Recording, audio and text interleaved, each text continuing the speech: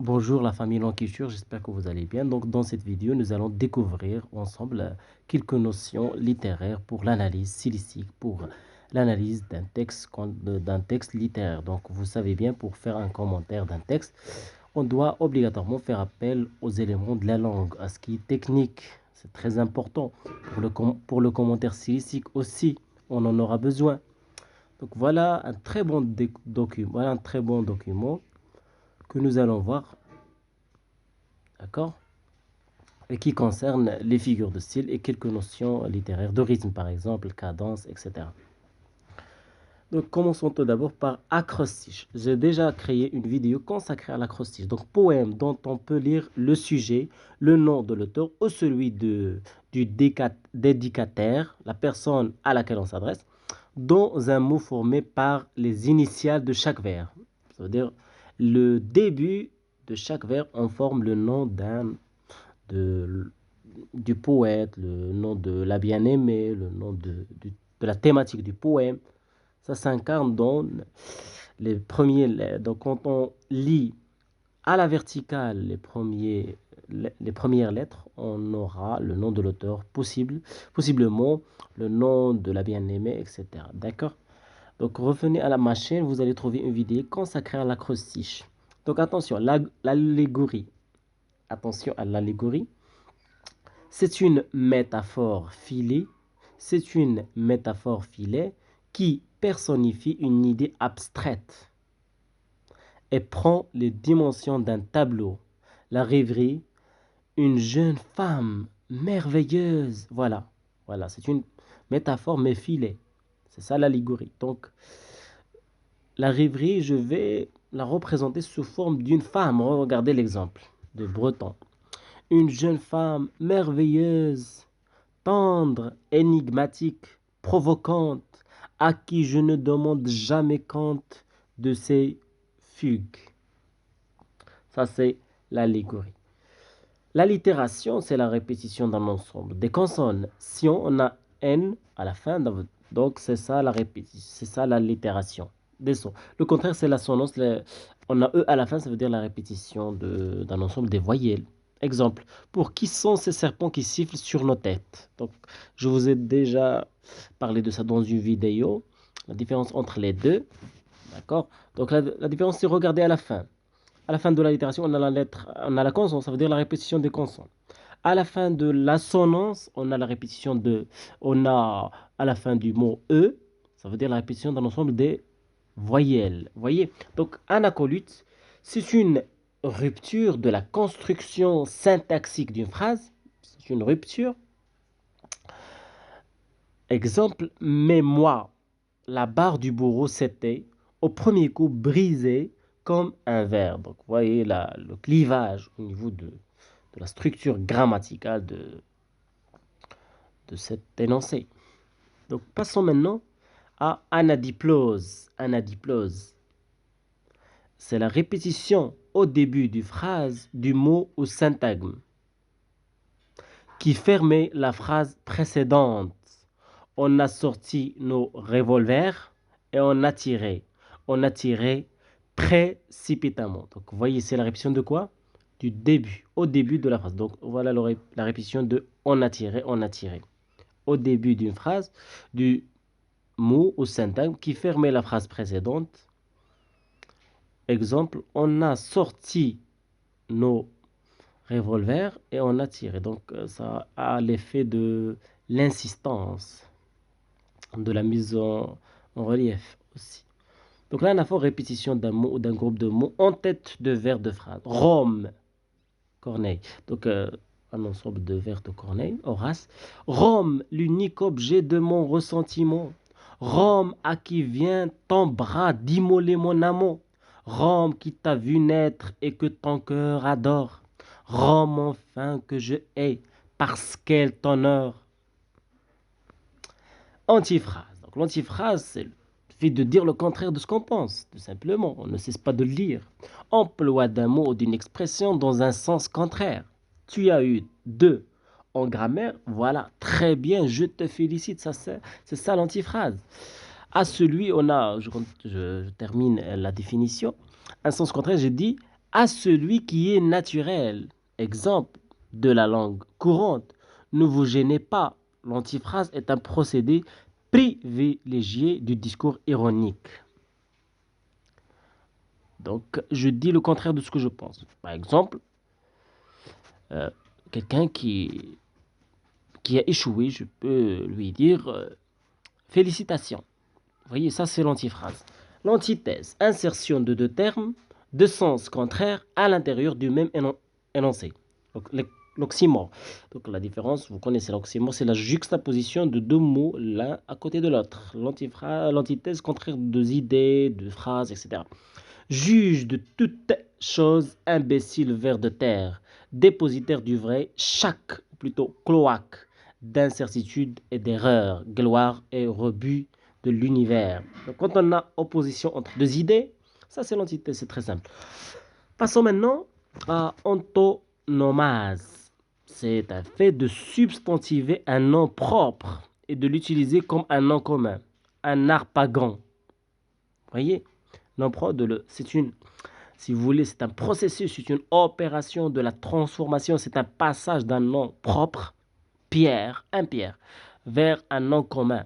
D'accord? Ça a l'effet, je pense, de la glorification, parfois de l'insistance aussi, d'amplification, ça peut exprimer ça. Un harpagon, un Don Juan, lire un Balzac, ça c'est l'antonomase. Apodose, apodose, c'est, on va voir la période dans le même document. Assonance. Donc, assonance, on en ai parlé, hein? Répétition dans l'ensemble des voyelles. Répétition dans l'ensemble des voyelles. Répétition d'un même son vocalique. Je fais souvent ce rêve étrange et pénétrant. Ascendette. Absence délibérée de liaison, soit à l'intérieur d'une phrase, soit entre plusieurs phrases. Il interrompt, il redresse ceux qui ont la parole. On ne l'interrompt pas. On écoute aussi longtemps qu'il veut parler. Vous voyez, l'absence délibérée de liaison, soit à l'intérieur d'une phrase, soit entre plusieurs. Donc, quand il n'y a pas de moyen de liaison des mots organisateurs, vous voyez, il y a uniquement des virgules. Vous voyez, ça c'est l'ascendette. Passons maintenant, ça c'est très important, la cadence. C'est un rythme de la phrase et en particulier de la période. On parle de cadence majeure quand la protase est plus courte que l'apodose. Quand le rythme de la phrase va en s'amplifiant, on parle de cadence mineure. Le rythme de la phrase va en... On a le processus de l'amplification de la phrase, on parle de cadence mineure. Quand la protase est plus longue que l'apodose, l'effet qui en découle est souvent une chute abrupte. Quand l'une et l'autre sont égales, on parle de cadence équilibrée. Césure, coupe principale d'un vers. Dans un alexandral, elle se situe le plus souvent à l'hémistiche. Dans un décasyllabe, après la quatrième syllabe, tout simplement. La césure, c'est la coupe, c'est la moitié, d'accord? Le procédure de couper un vers, un alexandrin en deux, ça, la moitié, ça c'est la césure. Le champ lexical, ensemble de termes, donc c'est très important d'analyser le champ lexical dans un texte littéraire, ça exprime beaucoup de choses. Champ lexical, ensemble de termes se rapportant à une même réalité, un champ sémantique, ensemble des sens que peut admettre un mot. Pas forcément ça, je pense. Pas uniquement ça. Donc, ce sont des mots qui appartiennent à un champ, à un domaine particulier. Champ lexical des vêtements, champ lexical de la joie, de la mort, par exemple. L'enterrement, cercueil, le défunt, etc. Ça, c'est le champ lexical de la mort. Le chiasme, construction croisée sous forme de ABBA. Je jouais avec Juliette et avec lui. Avec Alissa, je causais. Ça, c'est le chiasme, construction croisée sous la forme de ABBA. Passons maintenant à clausule. Voire période, on va en parler. Comparaison. Rapport de ressemblance explicitement établi entre deux objets dont l'un sert à évoquer l'autre. Ça, c'est très connu, là. Comparaison, exemple, vous êtes comme les roses de Bengale, Marianne, sans épines et sans parfum, Musset. Rapport d'analogie explicitement établi entre deux objets dont l'un sert à évoquer l'autre. La connotation, signification dérivée et seconde que peut prendre un terme, en plus de son sens propre. La connotation est en quelque sorte une valeur ajoutée au signifié de dénotation. Le rouge, en fonction du contexte, pourra connoter le sang, la passion, la révolution, le communisme. Exactement. Donc le rouge, le sens dénoté, ça c'est une couleur qui ressemble par exemple au sang. Ça c'est le rouge. Ça c'est la dénotation. En ce qui concerne la connotation, c'est le sens qui s'ajoute. Il est culturel, il est variable d'une culture à l'autre. Il est contextuel aussi. Donc voilà, un exemple, on a dit le son peut connoter la passion, la révolution, le communisme, surtout le communisme. À la fac de Fès, vous allez trouver le rouge partout, ça signifie le communisme. Vous voyez? Contre G, j'ai déjà parlé de ça dans une vidéo dans ma chaîne, mais c'est pas grave, on jettera un coup d'œil. Une inverse du rejet, c'est le fait d'isoler à la fin du vers précédent un terme au syntaxe qui ouvre un groupe syntaxique. Exemple, ils atteindront le fond de l'Ostyrie avant, donc ça c'est le début, on commence le verbe dans le verbe précédent, avant que la nuit ait recouvert la sierra de ses ombres, Victor Hugo. Ça, on a le rejet. Oh, le rejet, vous connaissez, je pense. Donc le rejet, c'est un prolongement du verbe dans le verbe précédent. Voyez. Demain dès l'aube. Je vais déformer ce vers. Hein. Je ne vais pas le dire tel qu'il est, juste pour que vous puissiez me comprendre. Demain dès l'aube, à l'heure blanchit la campagne et le village. Je reviens au verbe prochain. Je vais dire demain dès l'aube, à l'heure blanchit la campagne et le village. Vous voyez, ça c'est le rejet.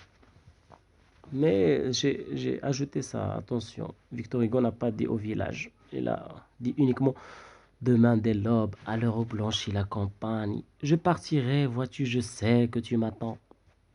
J'irai par la forêt, j'irai par la montagne. Je ne puis demeurer loin de toi plus longtemps. Je m'arrête. Dénotation, c'est le contraire de la connotation. Sens invariant et non subjectif d'un mot, donné par le dictionnaire. C'est un sens objectif, contraire de la connotation. La diérèse, prononciation en deux syllabes, de deux voyelles consécutives, contraire de synérèse. Admiration, on sépare les deux voyelles. Dysphorique, on parle de caractérisant, connotation, sonorité dysphorique pour exprimer l'engagement affectif de l'émetteur, sa réaction par rapport à un objet perçu comme désagréable, euphorique. On a l'ellipse, je pense que vous connaissez déjà l'ellipse.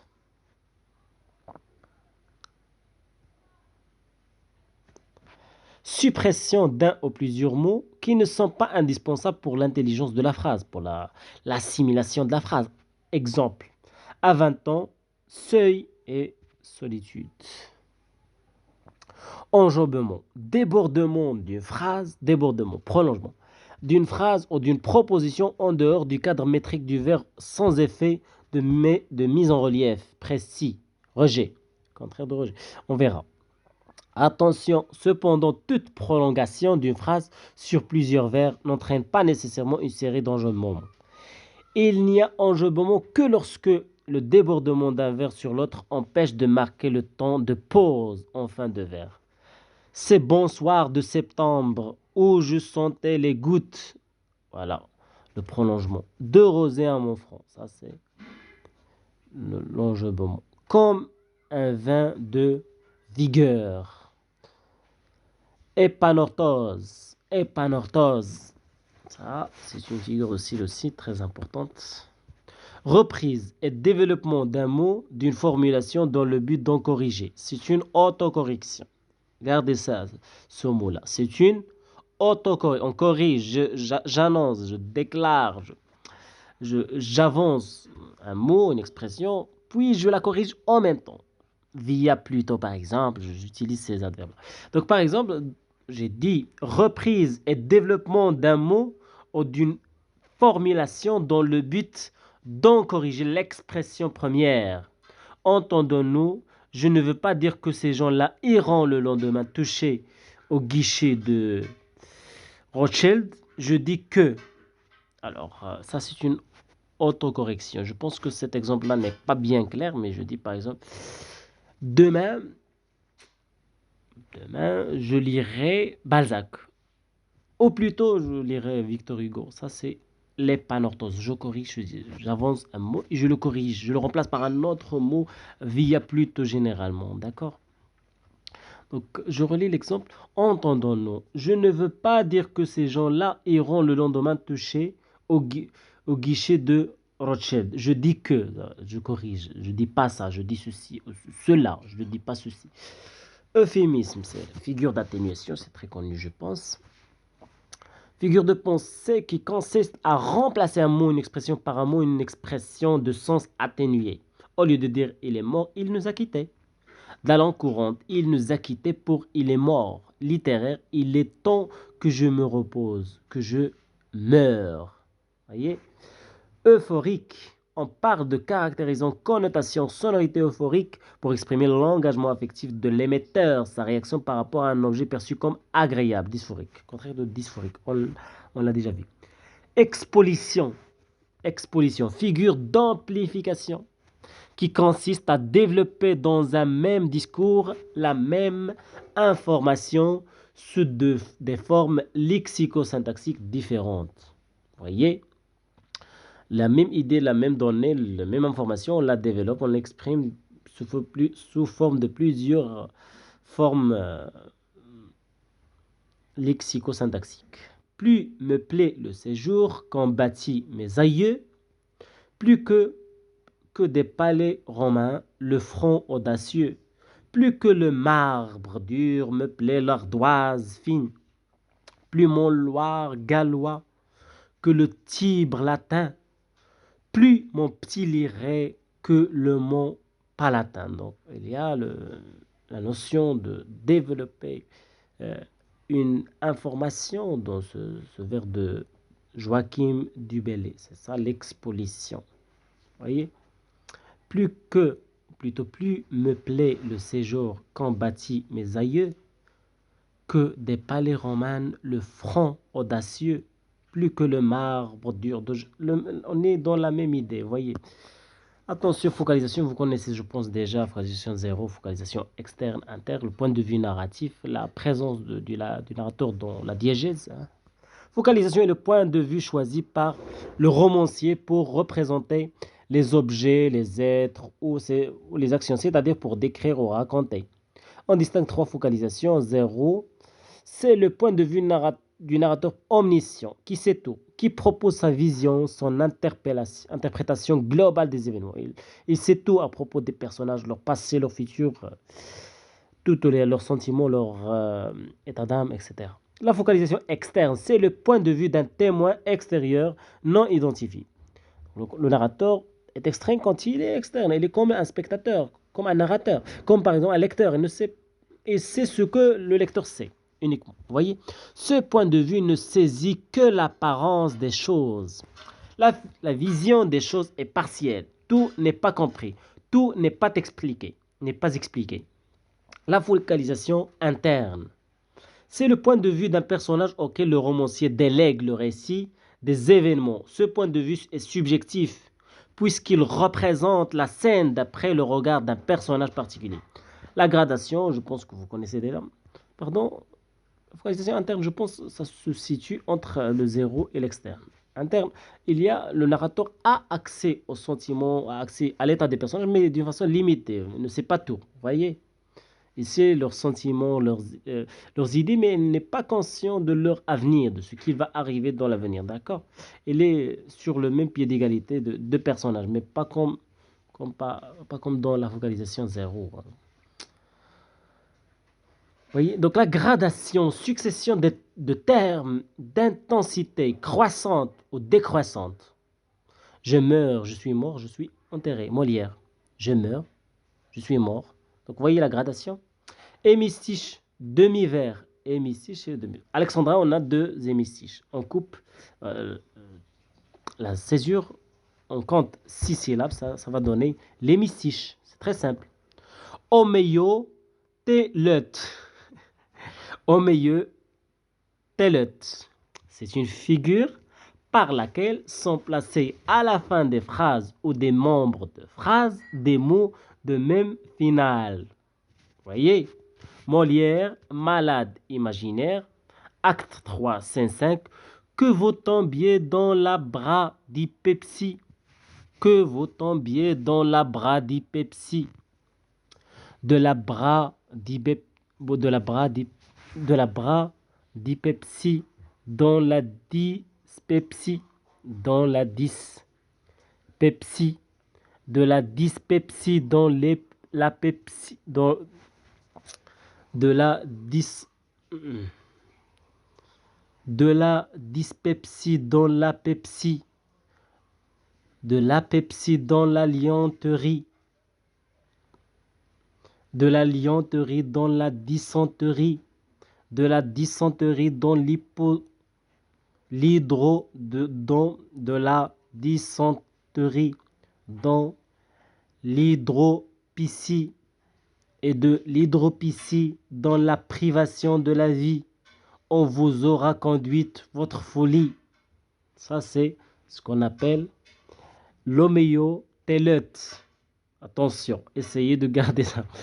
C'est une figure, je répète, c'est une figure. Notez ça s'il vous plaît. C'est une figure par laquelle sont placés à la fin des phrases ou des membres de phrases des mots de même finale.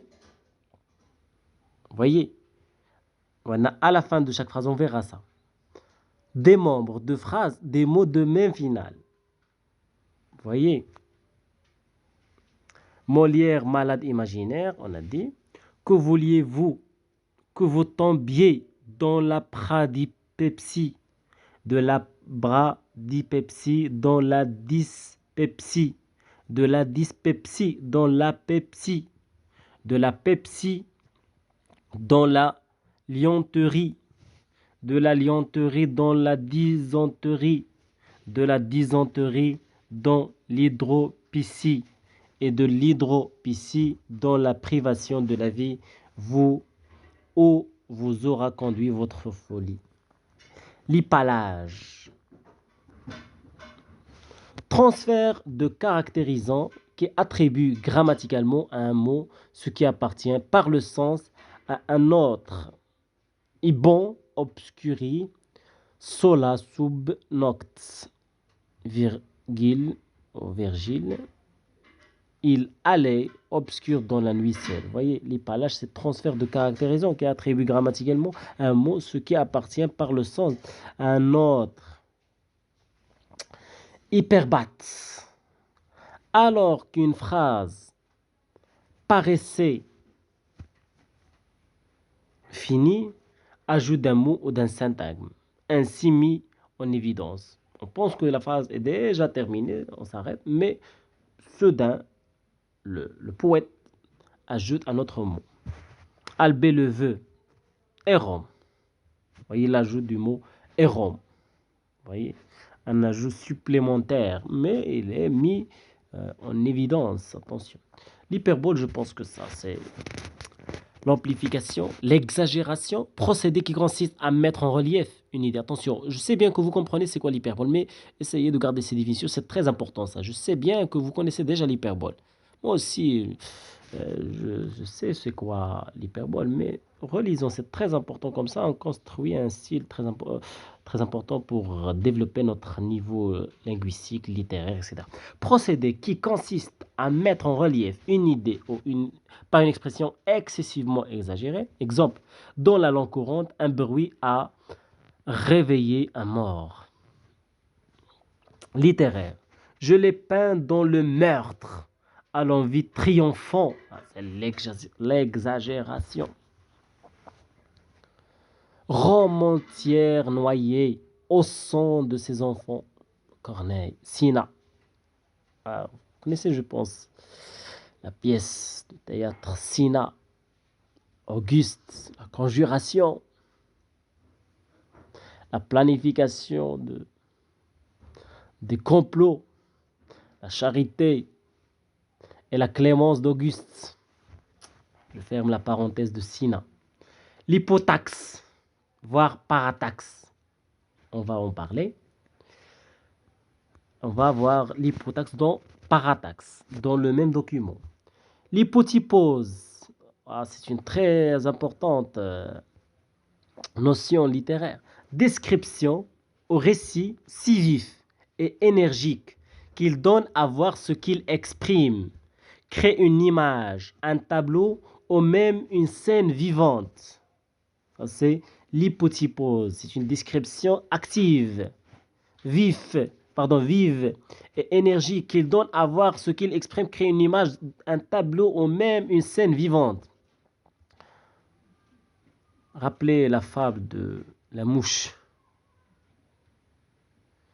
Le coche et la mouche. El coche, le couche et la mouche. Hein, ça, là, dans cette fable, on a une description vivante. On a l'hypotypose. Peinture, donc exemple, peinture de la prise de Troie par les Grecs dans Andromaque de Racine. Songe, Céphise, à cette nuit cruelle qui fut pour toi un peuple une nuit éternelle. On a description active, mais ça se manifeste clairement dans un texte en entier, hein, dans une description détaillée, mais dynamique. Hein, attention à la notion de dynamisme. L'ironie, l'ironie. Figure de pensée par laquelle l'locuteur signifie autre chose. Ironie, Voltaire par exemple.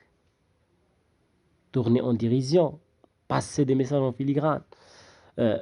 Voir le contraire de ce qu'il dit. Dans la langue courante, quelle élégance, ça c'est l'ironie. À l'adresse d'une personne particulièrement mal habillée. Par exemple, je travaillais dans un lycée. Ce lycée-là donne sur une prison. Vous voyez, les fenêtres des classes, là où je travaillais, donnent sur une prison. Un jour, j'ai demandé à mes élèves, parce que j'enseignais Candide ou l'optimisme de Voltaire, mais on a fait des exercices dans ce sens-là de l'ironie. Un élève m'a écrit cette phrase. Qu'est-ce qu'il a écrit?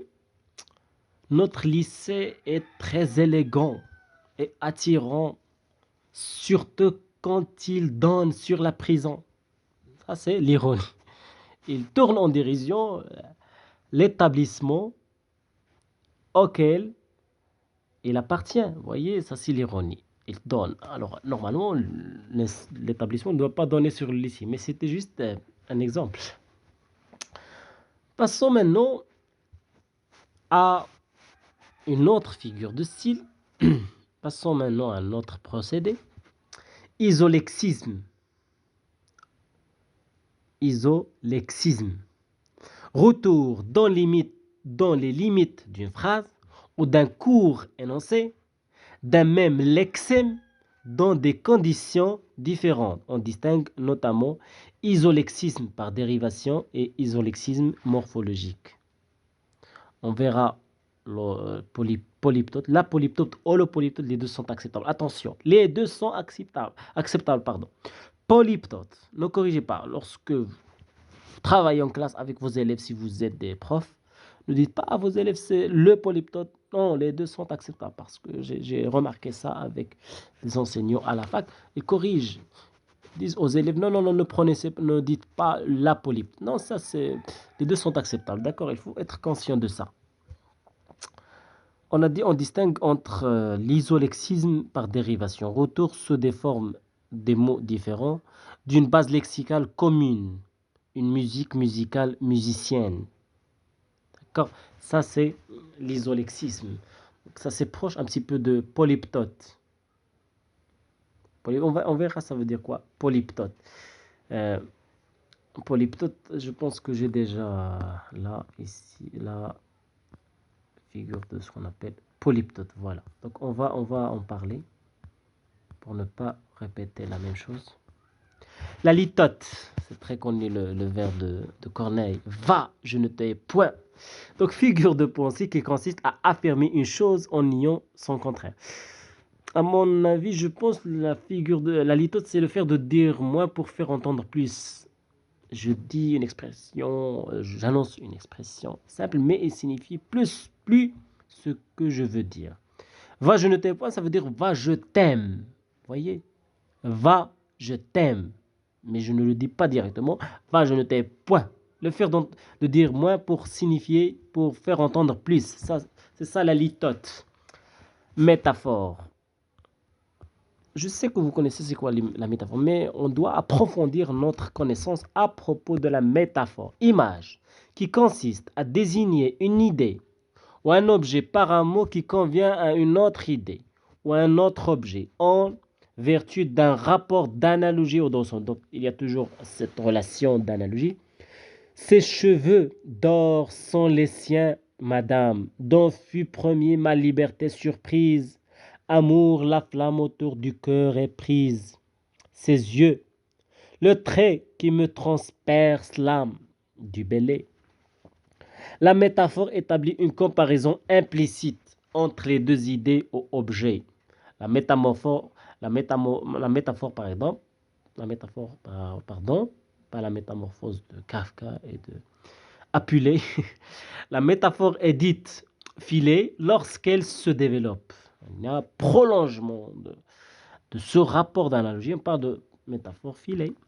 Métonymie, image consistant à désigner un objet ou une idée par un autre en vertu d'un rapport logique.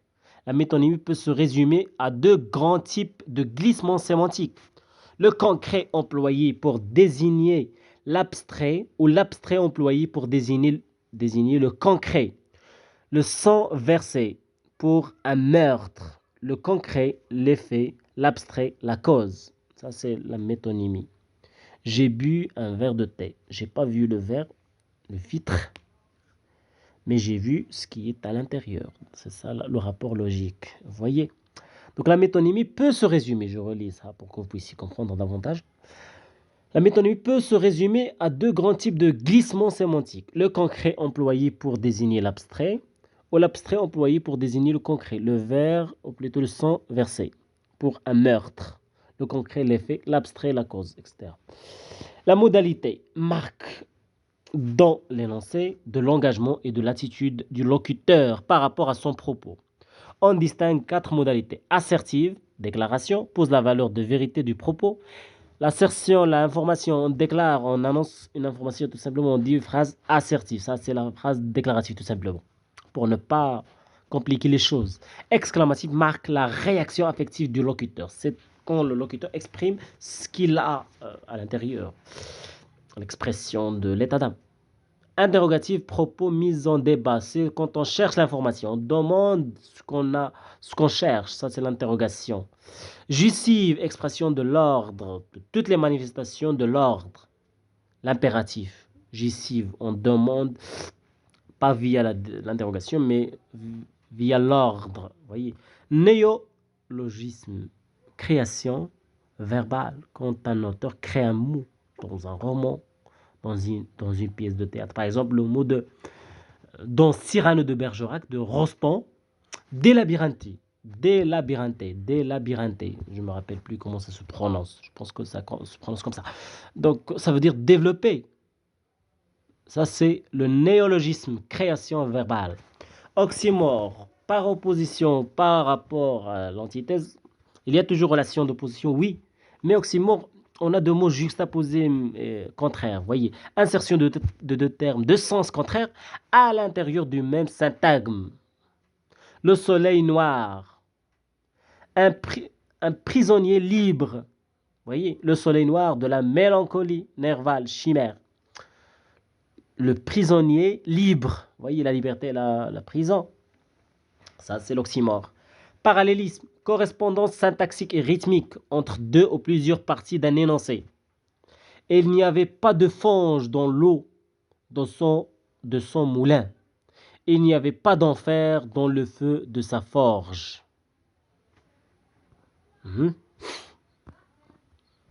Voyez un rapport de correspondance syntaxique entre les deux énoncés.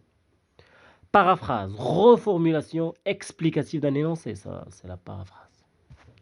Parataxe, fait de mettre deux ou plusieurs propositions sur le même plan, au même rang logique. Le procédé inverse est l'hypotaxe qui marque un rapport logique entre les propositions par un lien de subordination.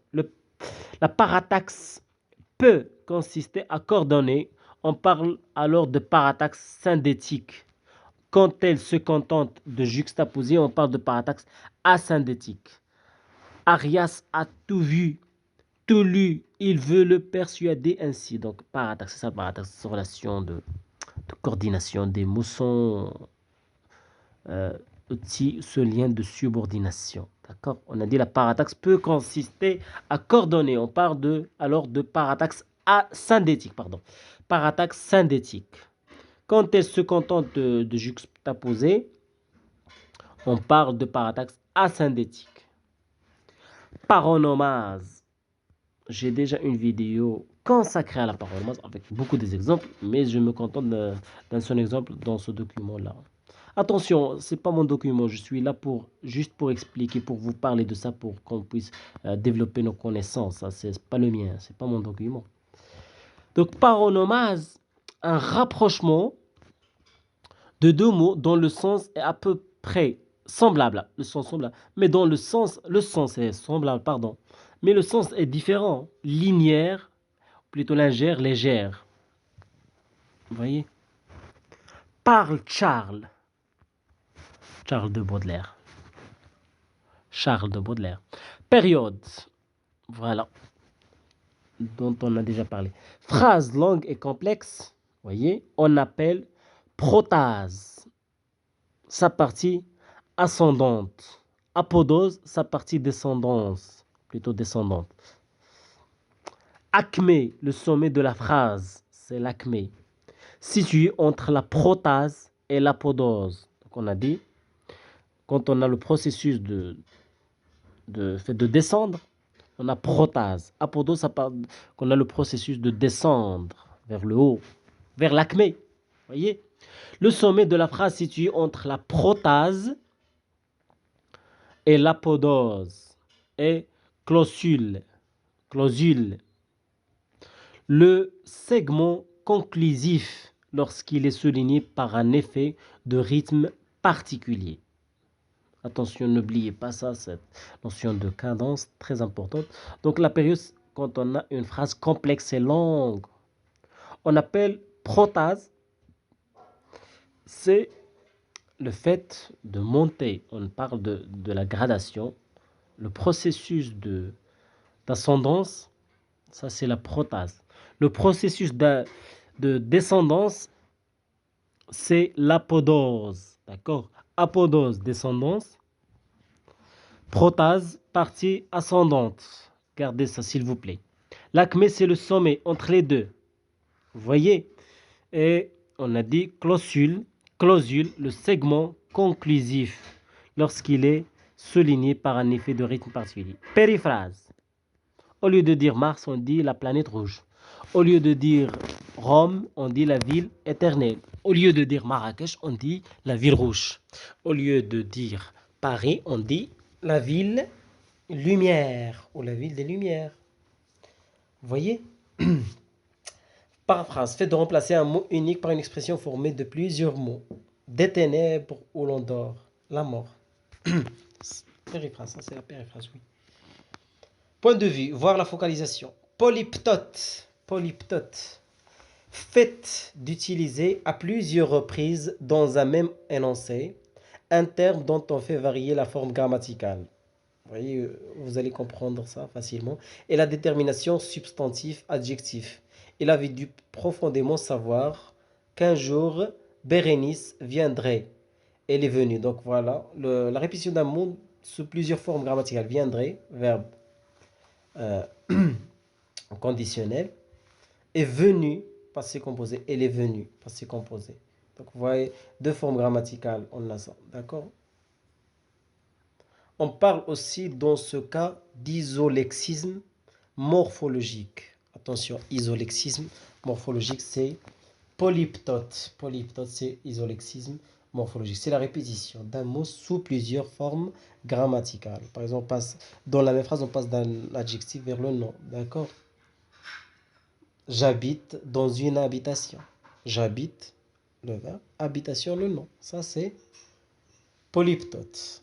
Et n'oubliez pas que ça s'appelle aussi isolexisme morphologique. Isolexisme morphologique. Apprenez ça par cœur comme ça. Isolexisme morphologique. Passons maintenant à la polysémie. C'est très connu ça. Polysémie. Faite pour un même terme d'avoir plusieurs sens.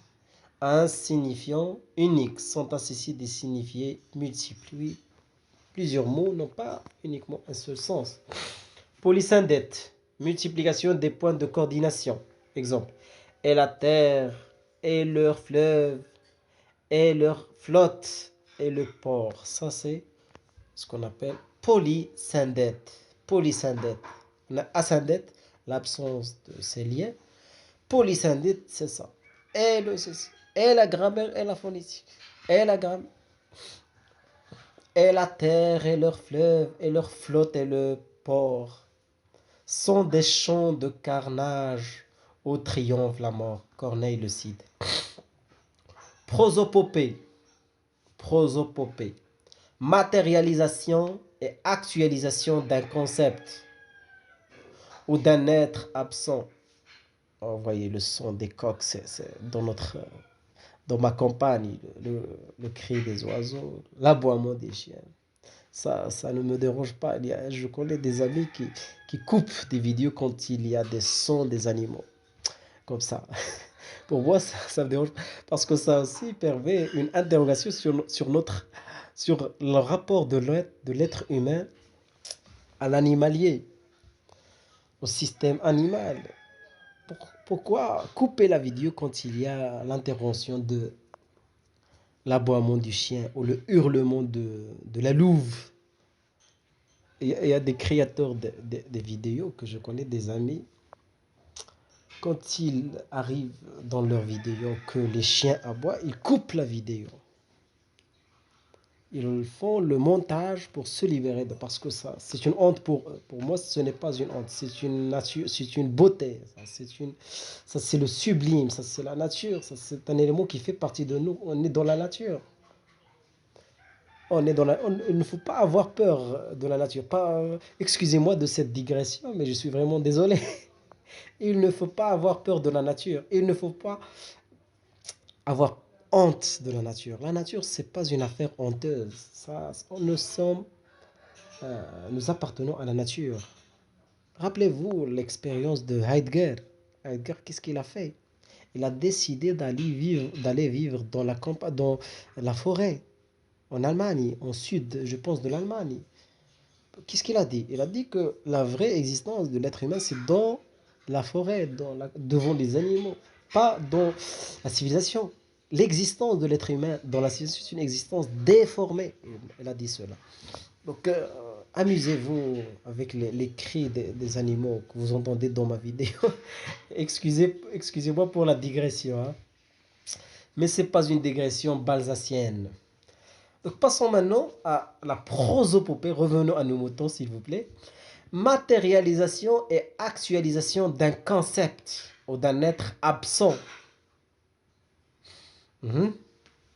À qui l'on s'adresse ou qui prend la parole et s'exprime dans le discours. Prosopopée des lois dans le Criton de Platon. Prosopopée de la nature dans la maison du berger de Vignier. Prosopopée de la beauté dans la beauté de Baudelaire, je suis belle, oh mortelle, comme un rêve de pierre. Vous voyez ça? C'est la matérialisation et l'actualisation d'un concept ou d'un être absent à qui l'on s'adresse et qui prend la parole. D'accord?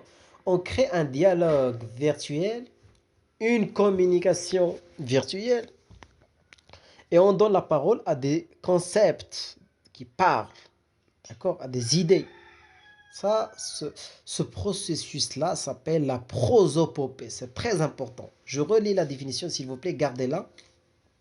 C'est la matérialisation et l'actualisation d'un concept ou d'un être absent à qui l'on s'adresse et qui prend la forme et qui prend la parole et s'exprime dans un discours.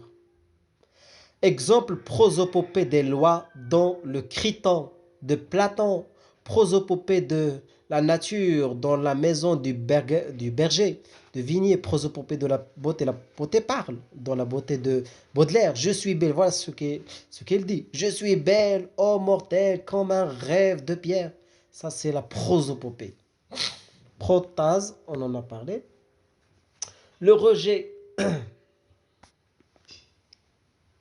débordement d'une phrase ou d'une composition en dehors du cadre métrique du vers, avec une mise en relief d'un élément au début du vers suivant, enjambement. Ça fait partie de l'enjambement, mais différent un petit peu. Débordement d'une phrase ou d'une proposition en dehors du cadre métrique du vers, avec mise en relief d'un élément au début du vers suivant. Petit poussé rêveur, j'ai grené dans ma course. Des rimes. Des rimes, c'est le rejet. Voyez? Mon auberge était à la grande ours. Rimbaud. Arthur Rimbaud. Psychomiti. Au théâtre. Pardon, s'il vous plaît. En ce qui concerne le rejet, le condamné, j'ai déjà créé une vidéo consacrée. Visitez ma chaîne, allez à playlist ou cherchez là-dessus, descendez un petit peu et vous allez trouver cette vidéo consacrée à la versification.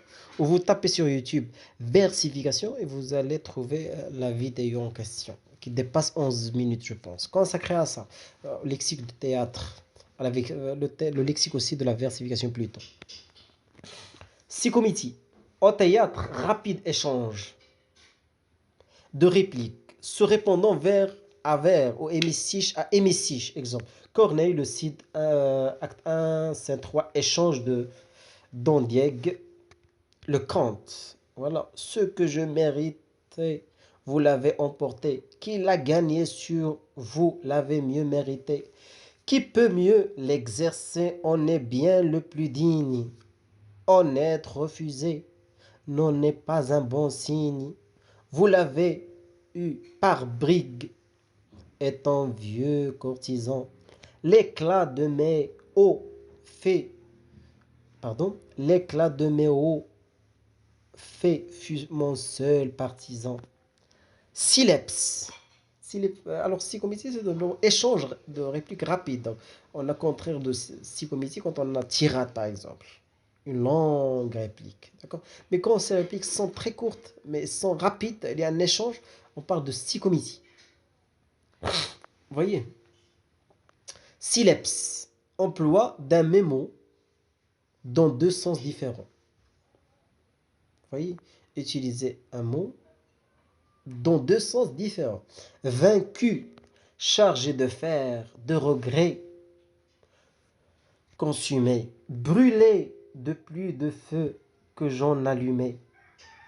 Dans ces vers, feu désigne à la fois l'incendie de Troie et la passion amoureuse. Vous voyez, quand on emploie un mot, mais en essayant de transmettre deux sens différents. Vous voyez, c'est ça la définition de la sileps.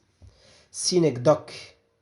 Image qui consiste à désigner un tout par une partie ou par la matière dont il est constitué. Exemple, je ne regarderai ni l'or du soir qui tombe, ni les voiles au loin descendant vers Harfleur, contemplation.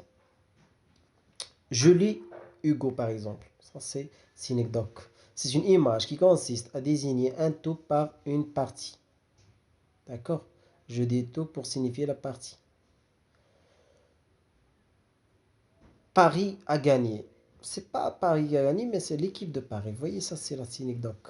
Je ne regarderai ni l'or du soir qui tombe, ni les voiles au loin descendant vers Harfleur. Contemplation. Demandez l'aube, je pense. Poème, c'est demandez-le, bien sûr. La synérèse, prononciation d'une seule syllabe de deux voyelles consécutives. Diérèse. Admiration. Ça, c'est la synérèse. Diérèse, c'est quand on sépare les deux voyelles. Vous voyez? La syllabe, on la coupe. Admiration, sillon, sillon. Vous voyez? Syntagme, groupe de mots formant une unité logique. Le syntagme est intermédiaire entre le mot et la phrase. On parle de syntagme nominal, verbal, qualifiant, adverbe, adjectif. Zeugma, fait d'introduire deux membres de phrases disparates par un même élément, introducteur. Madame Massot tricote enfermée dans sa chambre et dans sa surdité. Vous voyez, le fait d'introduire deux membres de phrases disparates par un même élément introducteur. Vous voyez? Donc voilà, on est arrivé à la fin de cette vidéo. J'espère que ça vous a intéressé et vous a permis d'apprendre quelques notions pour enrichir votre culture littéraire, rhétorique et stylistique. Si vous avez besoin du document sous forme de PDF, vous pouvez me contacter sur, sur ma page Instagram et Facebook. Ça ne me dérange pas. Je peux partager avec vous le document. Vous pouvez l'imprimer. Sinon, vous pouvez tout simplement écrire des résumés et suivre la vidéo et relire la vidéo aussi. C'est très important pour l'ancrage des apprentissages. Comme ça, la répétition, c'est très important. Et aussi le travail avec des schémas, avec des fiches. Des résumés, c'est très important. Et de laisser une trace. Il ne faut pas lire ça dans l'abstrait. Voyez? Donc voilà, on est arrivé à la fin de cette vidéo. N'oubliez pas, s'il vous plaît, d'appartenir à notre chaîne Langue et Culture en cliquant sur le fameux bouton rouge. Attention, sur Facebook, je n'ai le nom de ma chaîne, c'est Youssef Numéro en français et en arabe, comme ça. Sur YouTube, le nom de ma chaîne, c'est Langue et Culture, la même chose en arabe et en français. Donc j'ai dit, n'oubliez pas d'appartenir à cette institution en cliquant sur s'abonner et bonne journée.